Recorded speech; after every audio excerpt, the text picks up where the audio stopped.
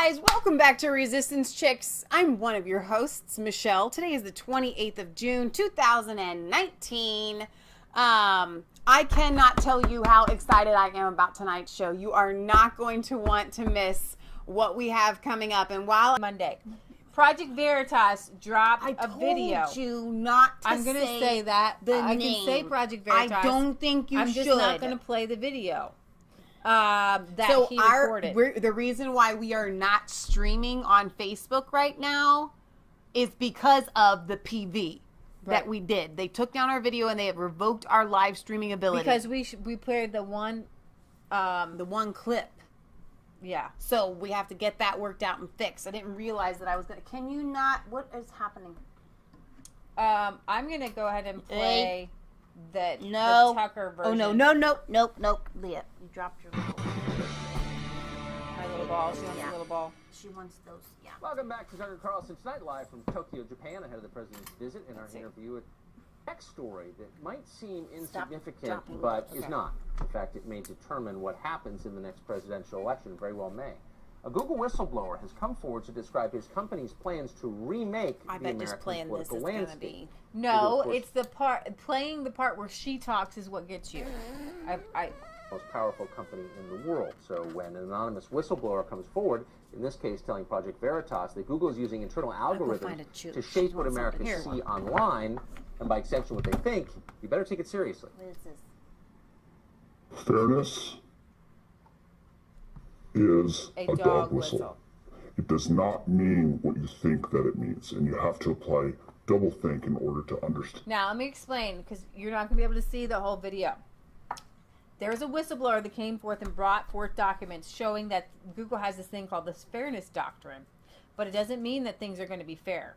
So, for example, if they believe that women should have more CEO positions in the country, and you Google CEOs in America, because of their fairness doctrine, they'll put more women in the search results. Right. Even though the top CEOs might be more male. Right. Okay? Same thing with Hillary Clinton and all those things. Now, there was another document that came out that all those chants, no border, no wall, no USA at all, was a Google chant. They made it up. They made it up.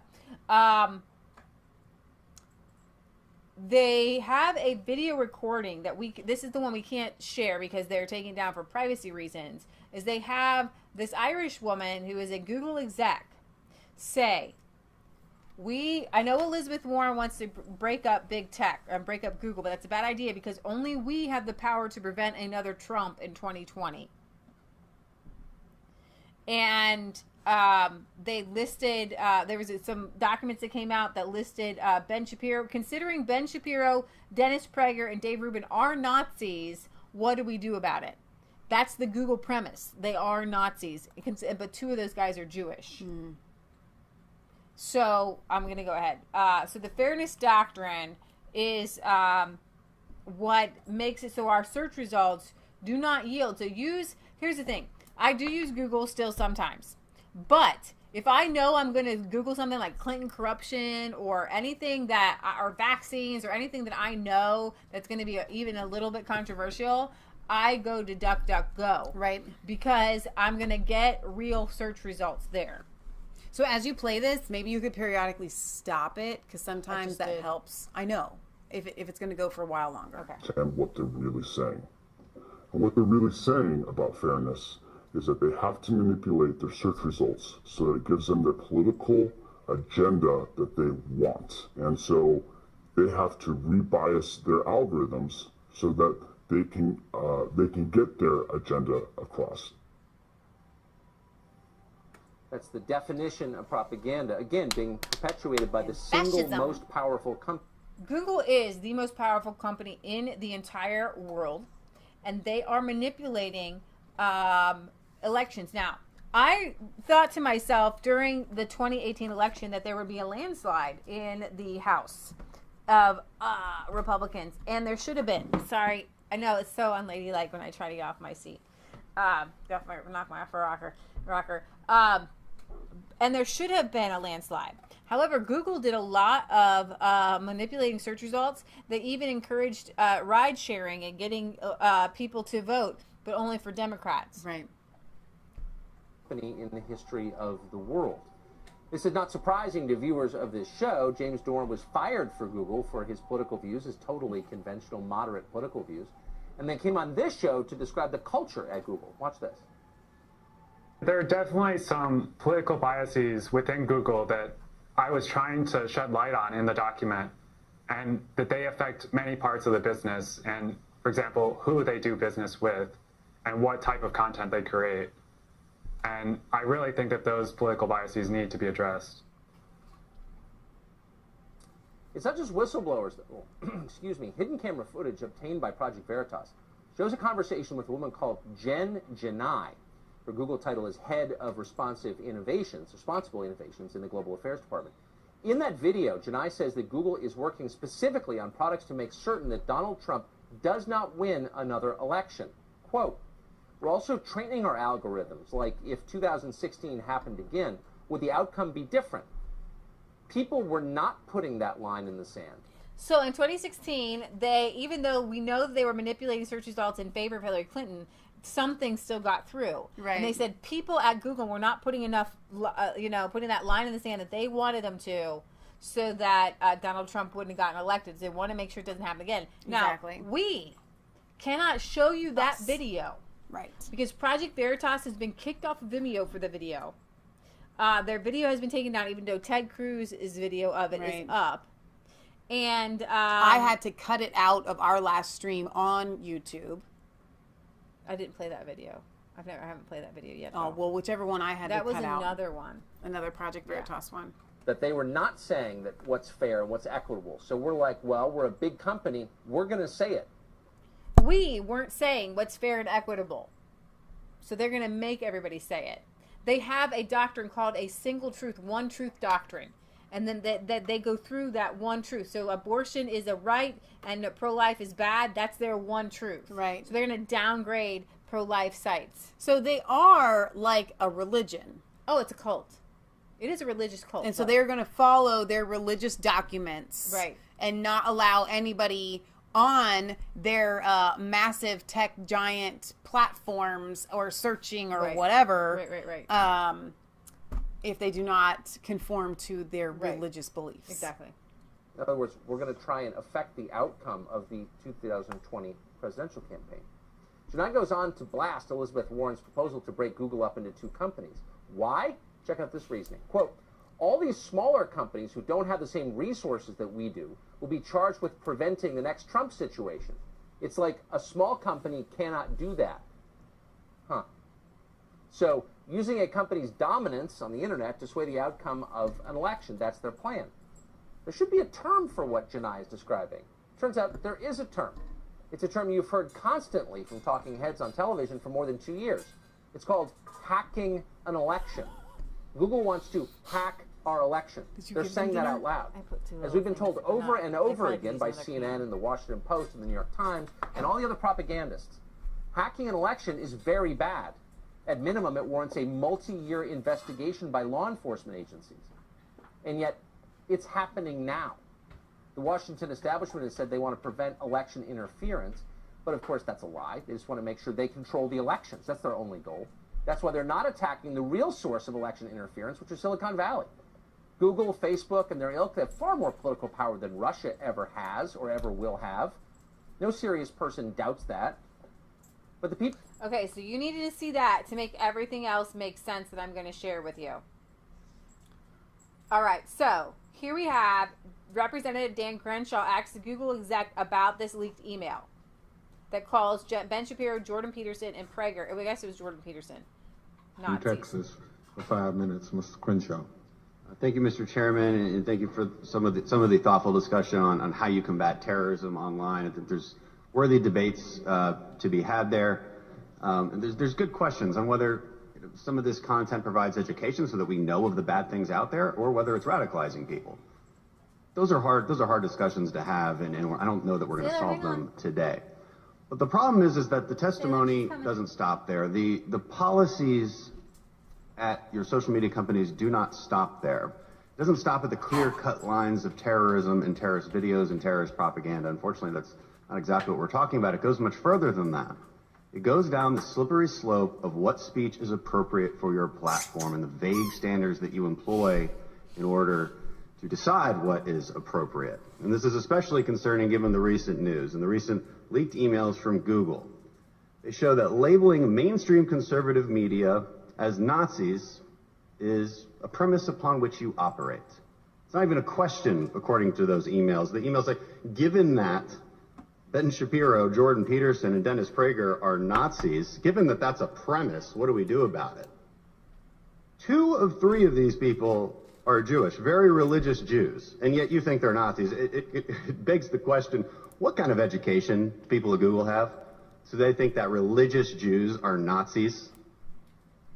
3 of 3 of these people had family members killed in the Holocaust. Ben Shapiro is the #1 target of the alt-right, and yet you people operate off the premise that he's a Nazi. It's pretty disturbing. And it gets to the question, do you believe in hate speech? How do you define that? Can you give me a quick definition right now? Is it written down somewhere, Google? Can you give me a definition of hate speech? Congressman, yes, so. Okay, you don't even need to hear what their hate speech Well done, definition Crenshaw. is. Exactly. So, Project Veritas. YouTube bans the Pinterest investigation. That was what we got taken down, the Pinterest investigation. Twitter suspends Veritas for Pinterest story. Reddit bans Project Veritas all the way. YouTube bans the Google investigation video, and Vimeo removes Project Veritas' entire account. Do you not think that big tech is working together? We're looking at, I think, a multilateral thing where Project Veritas actually is going to have a big case to sue, and I hope that they do. Well, and I also hope that Donald Trump gets the message really quick. And Tucker Carlson, thank you. I'm hoping he had a meeting with, or an interview with Donald Trump yesterday. It's going to air on Monday night. Yeah, I really I'm hope hoping that in that time, he was able to really stress to him, Trump, if you do not do something about this censorship, you will not win in 2020. So the subreddit, the Donald, was the biggest Reddit, I think, on Reddit. The Donald was efficiently quarantined by Reddit. They want to totally suppress. They were the biggest meme makers. Helped get Donald Trump elected. Now, this is so great. I'll come to that in a second and give you a little more information in the background of this. I'm not going to play this video because it's kind of highly disturbing. But Ireland repealed an abortion ban. Right. YouTube manipulated search results.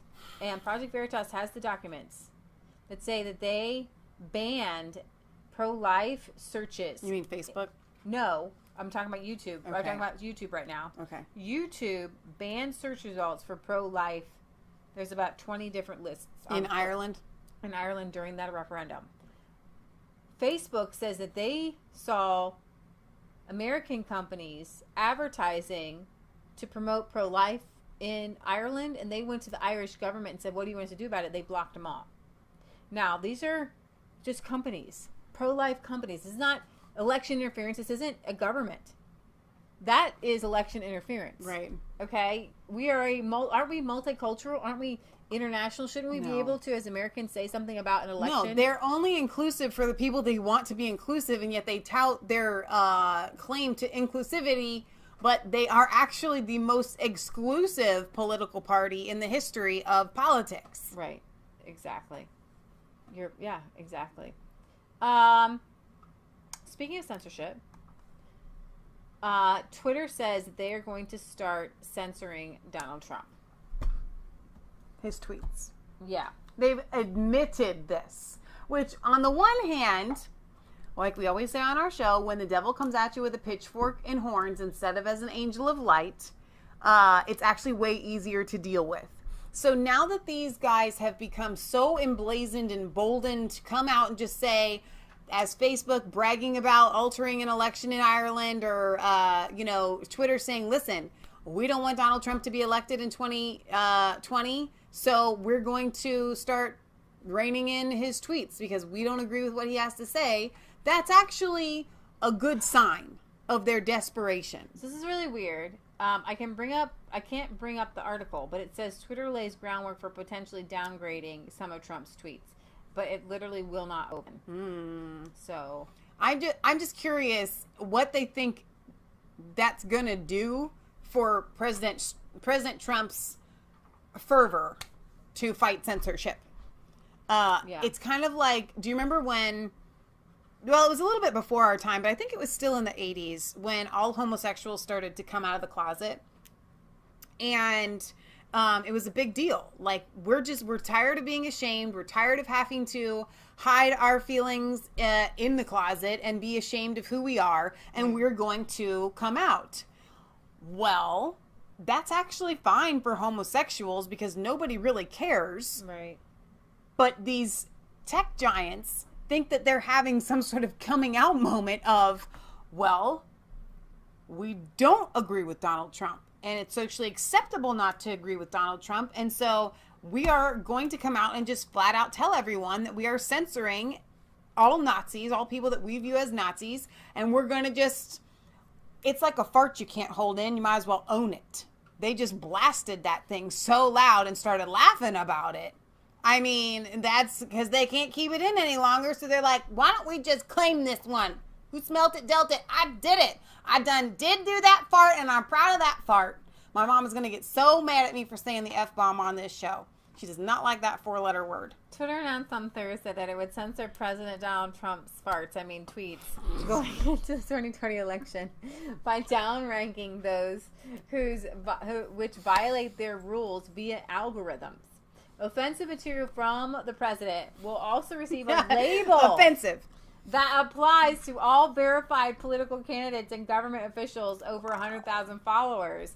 Before users can view the language in newly flagged tweets, they will have to click on a screen that says, the Twitter rules about this abusive behavior apply to this tweet. However, Twitter has determined that it may be in the public interest for the tweet to remain available. The company also said it will set up a special team tasked with enforcing the policy. And the notification label will appear only on rare occasions, they said. Wow. Twitter will deprioritize the labeled tweets so that they would be seen by fewer people, like all my tweets are. Only it's funny because BitChute follows me, and I follow BitChute. And so whenever I tweet out a BitChute thing or tweet to them, then I see how normal Twitter would actually react if they could see me. It's fun. They'll be seen by fewer people according to the report, which adds the policy will go into effect immediately and will not apply to other influential leaders. It is also not retroactive. No other, but just President Trump. Wow. I'm sure Twitter will apply this fairly across the board and won't use it to target conservatives. Big tech is so determined to stop Donald Trump's re-election that they are willing to kill what made their platforms popular in the first place. Free speech. In the past, we've allowed certain tweets that violated our rules to remain on Twitter because they were in the public interest, but it wasn't clear when and how we made those determinations. To fix that, we're introducing a new notice that will provide additional clarity to those situations. Donald Trump, Barney Frank look disgusting. Oh, that would be very disrespectful. Oh my gosh, that's so funny. Then that was in 2011. That might have been something mean. But here's the thing. What I hope is if Donald Trump starts to go to some other place, everyone will follow him because everybody wants to hear what he has to say anyway. Right, exactly. So it could be, what is it, ThinkSpot? I don't think it'll be there because Donald Trump likes to put jabs. I don't think it'll be Gab, and I think he might start his own. That'd be good. New leaked doc shows Google's protesting guide, the beginner's guide to protesting. What do we want? Justice. When do we want it now? No ban, no wall. No hate, no fear. Refugees are welcome here. From Palestine and Mexico, all walls have to go. 1, 2, 3, 4. Bring your rich, bring your poor. 5, 6, 7, 8. No more fear, no more hate. Whoever came up with those should get an award for stupidity. Okay, where are you going? He can go up, I guess. But not by himself. All right, so here is Senator Cruz interviewing executives at Google. Do you know of a single one who voted? Okay, here we go. Case of the senior executives at Google. Do you know of a single one who voted for Donald Trump? Thank you, Senator. I'm a user experience director and I work on Google Digital Wellbeing. And I can tell you we have diverse views, but I simple can't. question. Do you know of anyone who voted for Trump? Of the senior I definitely executives? know of people who voted for Trump. Of the senior executives at Google? I don't talk politics with my workmate. Is that a no? Sorry, is that a no to what? Do you know of any senior executives, even a single senior executive at the company who voted for Donald Trump? As the digital well-being expert, I don't think this is in my purview to comment on So you don't know that. affiliation. That's all right. You don't have to know. I definitely don't know. I can tell you what the public records show. The public records show that in 2016, Google employees gave to the Hillary Clinton campaign $1.315 million. That's a lot of money. Care to venture how much they gave to the Trump campaign? I would have no idea, sir. Well, the nice thing is it's a round number, $0.00. Not a penny, according to the public reports. Wow, not a penny, but we're diverse. We're diverse. So this is the project. This is the Pinterest Project Veritas whistleblower. He says, "How is removing two massive Project Veritas exposés on big tech holding any consistent standard? Do CNN and New York Times get stories removed from YouTube? Nobody believes this." YouTube Insider says, "We have a lot of questions today, clarifying we apply our policies fairly and without political bias. All creators are held to the same standard." Politically speaking, yes, they are, because you can't be a conservative. We love you guys. God loves you. God bless. Remember, it's not just a conspiracy theory. If it's the truth. We want you to like, we want you to comment, we want you to subscribe to Mass Faith 3, Resistance Chicks, on all of the places that we are on, Minds, BitChute, ResistanceChicks.com. Jay's coming up with a channel. Jay's coming up with a channel, the Patriot Channel, which is going to have a revamped name that he's praying about. And we did a meeting on Monday, and it's super excited. Chris Ann Hall is involved. The History Bee is involved. One of the really popular moderators who I was not familiar with, maybe you guys are, the DM. She's involved as well. So it's going to be absolutely amazing, and coders that are out of this world. So I'm super excited to bring you more about that as it unfolds. So 107 Milford, Ohio 45150. Send us your letters. We will read your comments on air. We got a nice card. We did get a very, very generous and nice card from Robert Bone. Thank you for that, Robert. We did get it, and that was very, very kind of you. So thank you, thank you. We also got another monthly donation from Eric. So thank you guys for that. So a lot of this stuff is getting saved up for a rainy day because we want to use it towards the show. So thank you, and God bless you. All right, you guys, we're signing off. We'll be back here on Sunday at 1 p.m. Eastern Standard Time for our European and UK news. I got the show lining up already. There's a lot of stuff going on. Yeah, it's going to be awesome. All right, you guys, good night. God bless.